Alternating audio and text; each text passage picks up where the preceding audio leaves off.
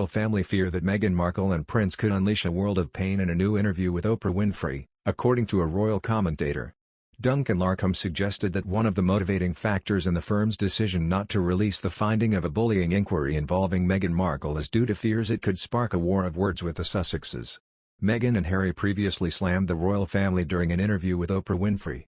Mr. Larcombe said, "I think the reason they are not publishing any of this is because the palace is running scared of the Duke and Duchess of Sussex. I think they know that if they publish the report, the next thing that will happen potentially is for Harry and Meghan to play the victim and go on Oprah and cause another world of pain." Meghan Markle supposedly barely knew Oprah Winfrey when she invited her to her spectacular May 2018 royal wedding, but that social connection has proved useful as she and Prince Harry soon began contact. After more than 40 hours of silence, Buckingham Palace has finally spoken Tuesday on the tell-all interview with Prince Harry and Meghan Markle that brought out damaging allegations against the royal family.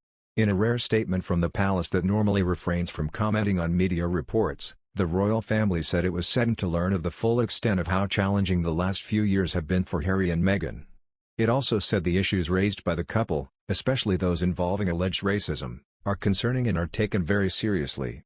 But just hours before the statement was issued, members of the royal family carried on with their jobs as usual. Prince Charles offered smiles during a visit to a vaccination clinic earlier on Tuesday.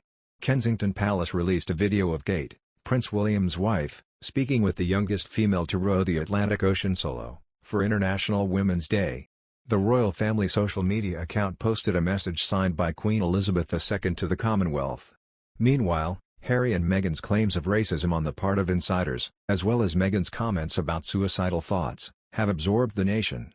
Nearly every national newspaper splashed the interview across the front pages, and largely knocked off any other news, including the return of millions of children to school Monday.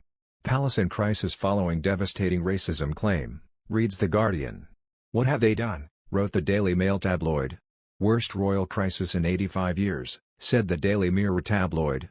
The tabloids also didn't hold back in their coverage of the interview inside the papers, with The Sun devoting 16 pages, plus a 12-page pull-out to the news, while the Daily Mail's first 25 pages covered it. Harry has long been critical of the UK press and said in a clip of the interview released Monday that the UK press is bigoted, specifically the tabloids. The Society of Editors, an industry organisation which promotes press freedom, strongly pushed back on his comments.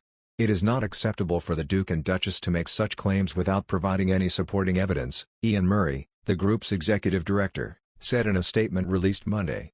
"If it is simply the case the Sussexes feel that the press by questioning their actions and commenting on their roles when working as royals funded by the taxpayer were being racist, then they are mistaken." Other editors disagreed, with the editors of The Guardian and the HuffPost coming out against the statement.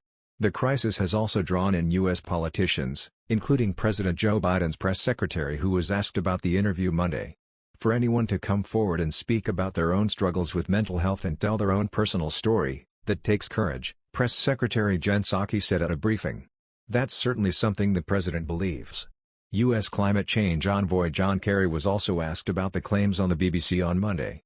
"I think that we have a strength in our relationship that is much, much bigger than an interview or a moment in a family, and I think it's important to put that family and the relationship that we have between our countries in its proper perspective," said Kerry, who also complimented Charles' work on climate change. In the United Kingdom, the monarch is the head of state.